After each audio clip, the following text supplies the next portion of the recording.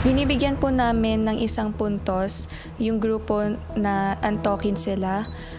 Dahil po kuya kay Joaquin po, napansin po kasi namin na simula pa po nung unang weekly task po namin ay hindi niya po masyadong pinapakinggan yung opinions at saka yung mga sinasabi po namin. Napapansin din po namin kuya na hindi po siya masyadong nagfo-focus sa task. Madalas po siya po yung nagiging dahilan kung bakit nawawala po sa focus yung mga kasama niya po sa task. Binibigyan po namin ng 1 point yung team ni Carmel sa grupo nila.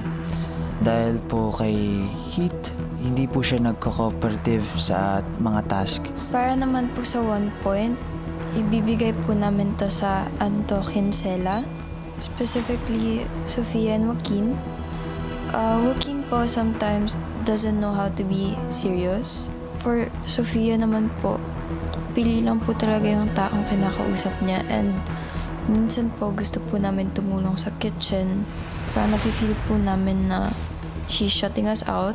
Ang group po na napili namin para sa aming 1 point ay ang Antukin Sila. I feel like Anton is not being genuine here in the house. I just don't feel that the stories that he shares are legitimate.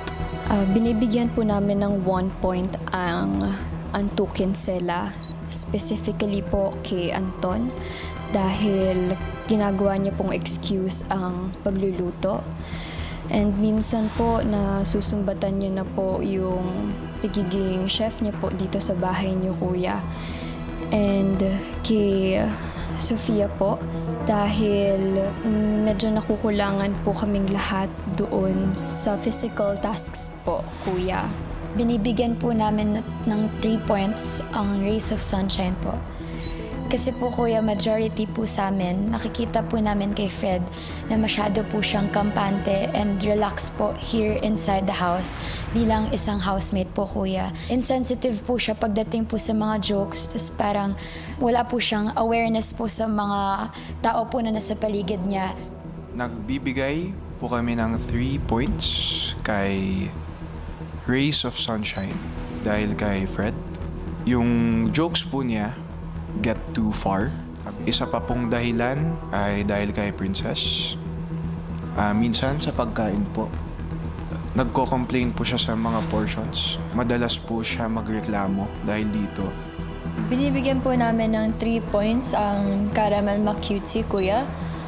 Specifically kay Carmel and kay Heath po, kasi with Heath po, minsan napapansin namin na sa mga pagkain, he takes too much and hindi po siya nagtatanong.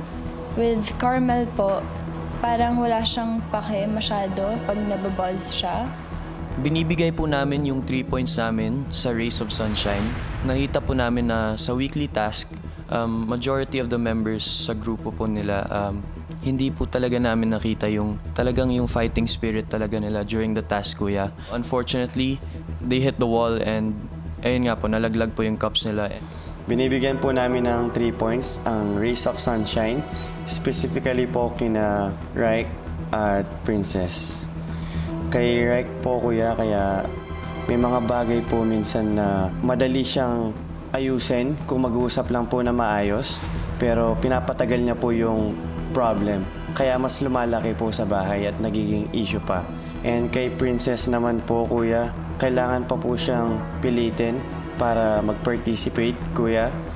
At kami po tinatry po namin magipag-close sa kanya. Pero sadyang closed po yung doors niya, kuya.